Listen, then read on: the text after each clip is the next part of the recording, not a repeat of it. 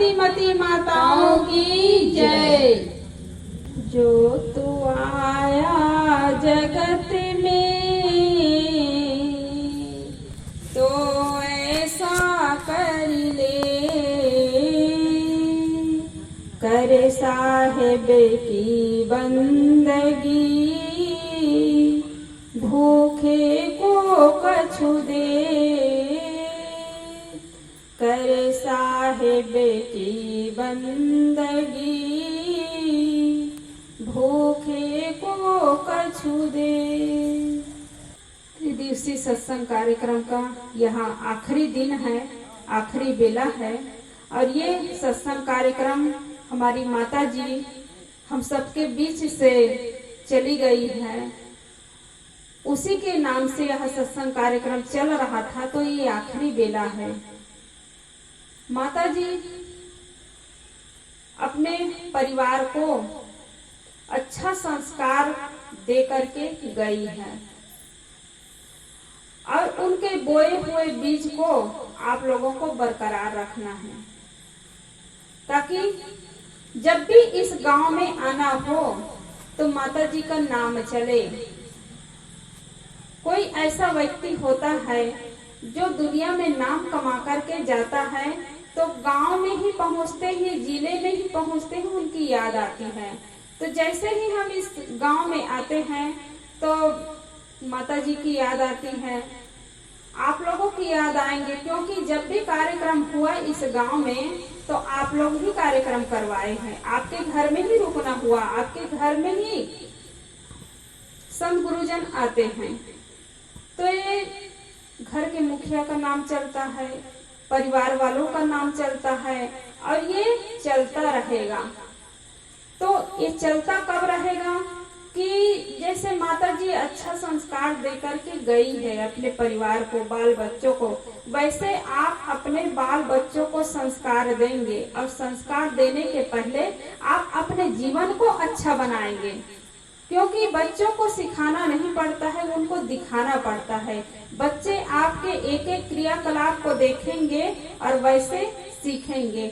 आज हम देखते हैं कि भौतिक क्षेत्र में तो लोग बहुत आगे बढ़ रहे हैं कि हमारे पास बहुत अच्छा से मकान हो जाए, हमारे पास बहुत बढ़िया गाड़ी हो जाए, पड़ोसी की गाड़ी है उससे बढ़िया हमारी गाड़ी हो जाए, पड़ोसी के मकान से बढ़िया हमारे मकान हो जाए, पड़ोसी के मोबाइल से ज्यादा बढ़िया हमारा मोबाइल हो जाए, कपड़ा हो जाए, हम सुंदर दिखने लगे।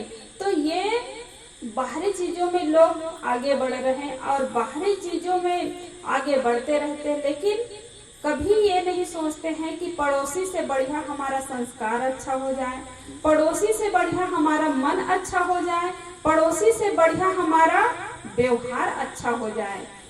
और इस चीज में यदि आगे होते हैं तो भौतिक चीज क्या है, बड़े बड़े राजे महाराजे हुए उनका नाम आज नहीं है तो आपका क्या नाम चलेगा, हमारा क्या नाम चलेगा। जिन्होंने अपने संस्कारों को अच्छा बनाया, जिन्होंने अपने मन को अच्छा बनाया, जिन्होंने अपने जीवन को अच्छा बनाया, जिन्होंने अपने व्यवहार को अच्छा बनाया, उसी का नाम चल रहा है। चेहरे को कोई नहीं देखता है, मकान को कोई नहीं देखता है, 4 मंजिल का मकान हो वहाँ पर भी गुरुजन नहीं जाते। क्यों?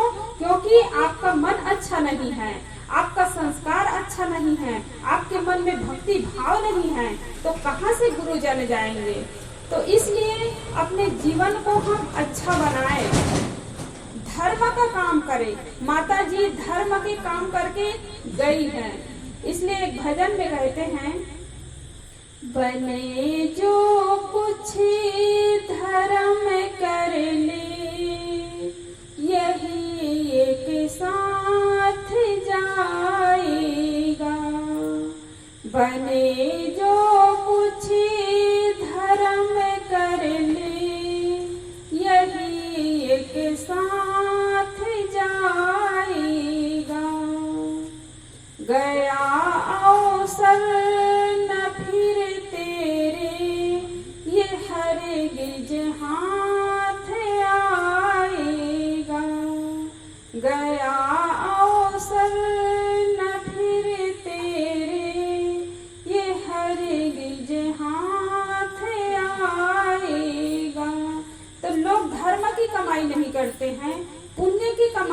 करते हैं, केवल बाहरी चीजों को सोचते सोचते एक दिन ऐसा वक्त आता है कि मौत सामने खड़ी होती है। मौत का कोई ठिकाना नहीं कि कब आ जाए। कोई बच्चा चला जाता है दुनिया से, जवान चला जाता है, बूढ़ा चला जाता है। इसलिए हर समय सावधान रहना चाहिए। जितना जल्दी हो सके हमें धर्म का काम करना चाहिए, पुण्य का काम करना चाहिए। ये नहीं सोचना चाहिए कि हम कल कर लेंगे, क्योंकि कल कभी आता नहीं है, काल आ जाता है। तो मौत जब सामने खड़ी होती है उस समय लोग पश्चाताप करते हैं कि हमें जो कमाना था, अपने जीवन को अच्छा बनाना था, वो काम हमने नहीं किया। ऐसे ही हमारा जीवन बीत गया। तो धर्म का काम, धर्म किसे कहते हैं? कोई हिंदू धर्म, कोई बौद्ध धर्म, कोई मुसलमान धर्म, ये धर्म नहीं होता है। क्योंकि हिंदू जिसको धर्म मानते हैं उसको मुसलमान नहीं मानते हैं, मुसलमान जिसको धर्म कहते हैं वो हिंदू नहीं मानते हैं। तो धर्म वो नहीं होता है एक दायरे में बंधा हो, धर्म वो नहीं होता है किसी काल खंड समय में बंधा हो। ये संप्रदाय है जिसको लोग धर्म कहते हैं। तो धर्म क्या है? धर्म एक विशाल होता है, धर्म एक असीमित होता है, किसी दायरे में बंधा हुआ नहीं होता है, किसी समय काल में बंधा नहीं होता है। तो धर्म है दया। दया धर्म का मूल है। जिसके अंदर में दया हो, जिसके अंदर में क्षमा हो, जिसके अंदर में विवेक विचार हो, ये धर्म है। हर आदमी के अंदर में इंसानियत होनी चाहिए, इंसानियत ही धर्म है। लेकिन लोग कहते हैं हमारा धर्म, वो कहते हैं हमारा धर्म। हमारे धर्म में आने से तो इंसान सब बराबर होता है। सदगुरु कबीर साहब हर मानव को एक समान दृष्टि से देखते हैं, और जो अपने कर्म से ऊंचे होते हैं वो महान हो जाते हैं, और जो कर्म से नीच होते हैं, गलत कर्म करते हैं तो नीच हो जाते हैं। कोई जाति पाति से ऊंचे नहीं होते हैं। तो इंसानियत होना चाहिए। तो सबसे पहले हमें इंसान बनना है। लोग भगवान बनना चाहते हैं, विद्वान बनना चाहते हैं, पंडित बनना चाहते हैं, लेकिन इंसान कोई नहीं बनना चाहते हैं। इसलिए कहते हैं भक्तया विद्वान कवि, भगवान पंडित मौलवी। भक्तया विद्वान कवि, भगवान पंडित मौलवी। जो भी बनना बाद में, पहले बनो तुम्हें आदमी। आदमी के शहर में मैं ढूंढता हूँ आदमी। आदमी के शहर में ही खो गया है आदमी। आदमी के शहर में मैं ढूंढता हूँ आदमी। तो आदमी के शहर में ही आदमी खोजते हैं, क्योंकि आदमी के शक्ल में तो सब लोग दिखते हैं, लेकिन इंसानियत नहीं है, दया नहीं है। और जो मनुष्य का तन पाए हैं तो हमें दया करना चाहिए, धर्म का काम करना चाहिए। जो तो आया जगत में तो ऐसा कर ले, कर साहिब की बंदगी भूखे को कछु दे। जो तू आया जगत में तो ऐसा कर ले, जगत में आए हो तो कुछ ऐसा करके जाओ, कुछ पुण्य का काम, कुछ धर्म का काम करके जाइए।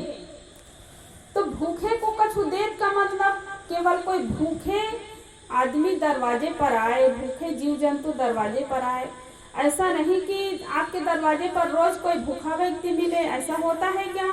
नहीं होता है। जिस चीज की जरूरत है, किसी को कपड़े की जरूरत है, किसी को प्यार की जरूरत है, भोजन की जरूरत है, पानी की जरूरत है, इसको कहते हैं कि भूखे को कछु दे। तो जब भी किसी को कोई चीज की जरूरत पड़े तो उसको आप दीजिए। अब देखिए, किसी का जब शरीर छूटता है, जब वो स्वस्थ रहता है और कभी बीमार पड़ गया, बूढ़ी है बूढ़ा है, बीमार पड़ गया, खाट में पड़ा है और कहीं दरवाजे के सामने ही बैठा रहता है, हम उसके लिए 2 मिनट भी समय नहीं निकालते हैं कि उसके पास जा करके हम 2 मिनट बैठे, उसके दुख बांटे, उसके मन हल्का करें, ये कभी नहीं सोचते हैं। वो बूढ़े बूढ़ी इंतजार करते हैं कि हमारे पास कोई 2 मिनट बैठ ले, हम अपना दुखड़ा व्यक्त करें किसी के सामने, तो किसी के पास समय नहीं रहता है कि उसके पास 2 मिनट भी बैठ सके। कोई फटा पुराना कपड़ा पहन करके बैठा है, बड़े बड़े धनी लोग गली से गुजरते हैं, लेकिन इतना अकल नहीं, इतना दिमाग नहीं लगाते हैं कि हम 100 रुपये 50 रुपये का कपड़ा खरीद करके उसको दे दे। आप महंगा कपड़ा नहीं देंगे, सस्ता कपड़ा ही देंगे, तो वो जीवन भर आपके उपकार को नहीं भूल पाएगा। लेकिन क्या होता है, जब आदमी का शरीर छूटता है तो कहीं ड्यूटी में गया है, कहीं ऑफिस में गया है, कहीं खेत खलिहान में गया है, वहां से वो समय निकाल करके आता है। जब जानने वाला चला गया, सुनने वाला चला गया तब, और जब इंतजार करता था तब उसके पास समय नहीं रहता था। लेकिन चला गया, जीव आत्मा शरीर से निकल गया, तब लोग भीड़ लगाते हैं, उसके पास समय देते हैं, महंगे महंगे कपड़े ले जाकर देते हैं, रुपये पैसे, तो क्या फायदा होता है। आप जीते जी दीजिए तो आपके उपकार को कभी वो भूल नहीं सकता है। तो ये है धर्म की कमाई कि जीते जी उसके लिए लुटाइए, जिसको जरूरत है उसको दीजिए। तो मानव तन पाए हैं, तो मानव जीवन में ही हम सत्संग कर सकते हैं, भजन कर सकते हैं, धर्म की कमाई कर सकते हैं, पुण्य की कमाई कर सकते हैं, और वही ये संग साथ में जाने वाले हैं।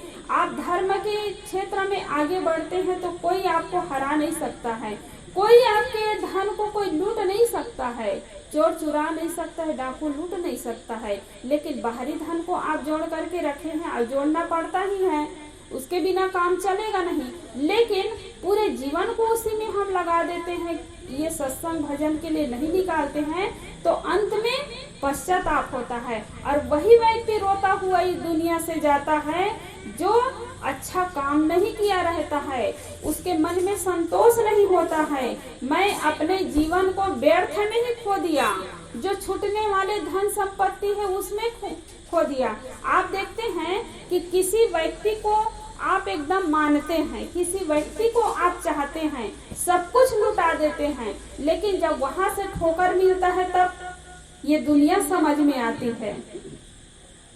चाहे परिवार हो, चाहे धन हो, संपत्ति हो, कि पूरा पूरा हम समझ शक्ति उसमें लगा देते हैं, वहां से जब ठोकर मिलता है तो दुनिया की हकीकत हमारे सामने आती है।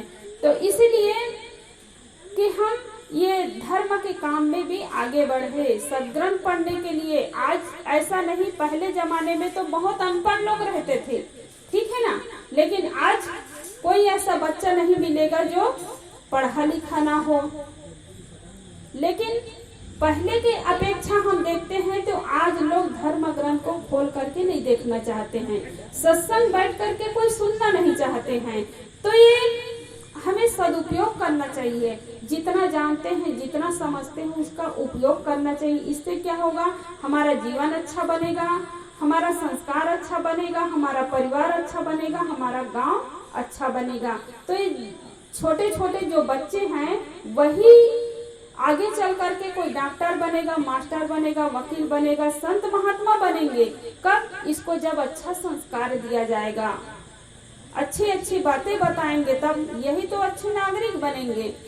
तो माता जी जैसे संस्कार देकर गई, धर्म की कमाई करके गई, वैसे हम सबको चाहिए कि हम अपने जीवन को अच्छा बनाएं, और यही संग साथ में जाने वाले हैं। माता जी के प्रति श्रद्धा है, भक्ति भाव आप लोगों के मन में है, तो ये पहचान है कि आप उनके गुणों को अपनाएं और जीवन भर आप उनके लिए भाव बना कर रखे थे, सेवा किए हैं। तो ये असली पहचान है, उसके जाने के बाद उसके गुणों को भी आप अपनाएं, उसके अधिकारी बने, तभी हम सबका जीवन अच्छा बनेगा। और यही उनके प्रति श्रद्धांजलि अर्पित करना होगा। इन्हीं शब्दों के साथ मैं अपनी वाणी को विराम देती हूँ। बोलिए सदगुरु देव की जय। सदगुरु कबीर साहेब की जय। स्वर्गीय श्रीमती धियाबाई चंद्रा की जय। उनके कुल कुटुंब परिवार